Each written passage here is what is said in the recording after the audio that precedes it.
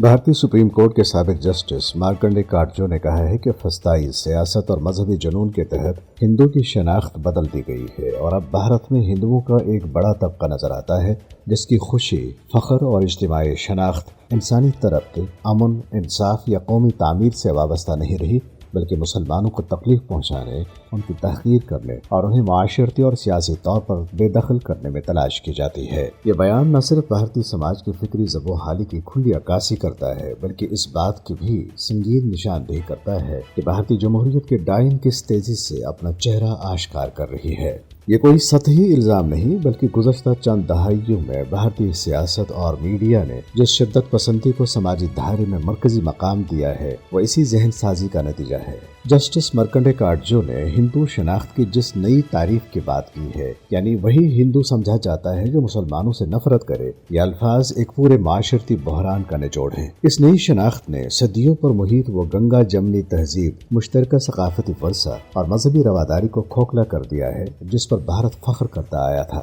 نفرت کی یہ سیاست عام شہری کو جذباتی اور مذہبی جنون کا اسیر بنا کر ریاستی ناکامیوں، معاشرتی تنزلی، بڑھتی بے روزگاری اور داخلی خلفشار سے توجہ ہٹانے کا آسان ذریعہ بن چکی ہے۔ مسلمانوں کے خلاف اس منظم نفرت نے بھارت کے معاشرتی توازن کو شدید نقصان پہنچایا ہے۔ گلی محلوں سے تعلیمی اداروں تک، عدالتوں سے میڈیا تک ایک ایسا ماحول تشکیل دیا گیا ہے جہاں اقلیت اپنی اصلیت، شہریت اور معاشرتی مقام کے لیے مستقل دفاع پر مجبور ہے۔ یہ صورتحال نہ صرف بھارت کے سیکولر آئین کی نفی ہے بلکہ خطے میں عدم استحکام کو مزید بڑھانے کا سبب بھی بن رہی ہے۔ جسٹس کاٹجو کا بیان ایک تنبیہ ہے کہ اگر بھارت نے نفرت کی اس آگ کو بجھانے کے بجائے مزید ہوا دی تو یہ الاؤ صرف مسلمانوں ہی نہیں بلکہ پورے بھارتی معاشرے کو جلا کر راکھ کر دے گا۔ حقیقی ترقی، طاقت اور وقار نفرت میں نہیں بلکہ عدل، مساوات اور ہم آہنگی میں پوشیدہ ہے۔ بھارت کو فیصلہ کرنا ہے کہ وہ تہذیبوں کے چوراہے پر کھڑا رہ کر